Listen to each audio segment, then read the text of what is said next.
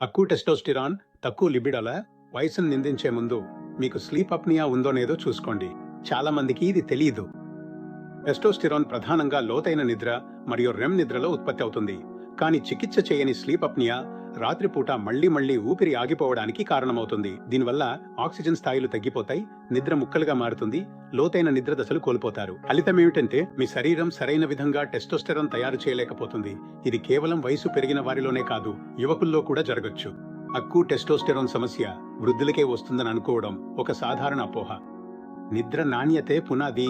ఇక్కడ ముఖ్యమైన విషయం, సిపిఏపి థెరపీ మలుపు తిప్పే పరిష్కారం కావచ్చు. సిపిఏపి థెరపీ శ్వాసను సులభతరం చేస్తూ ఆక్సిజన్ స్థాయిలను పెంచి గాఢ నిద్రను కలిగిస్తుంది. గాలి ప్రవాహం ద్వారా మీ శరీరం త్వరగా లోతైన నిద్ర దశకు చేరుకుంటుంది. పరిశోధనలు చెబుతున్నాయి, రెగ్యులర్ గా సిపిఏపి వాడితే నిద్ర నాణ్యత మెరుగవుతుంది, ఒత్తిడి హార్మోన్ అయిన కార్టిసాల్ తగ్గుతుంది.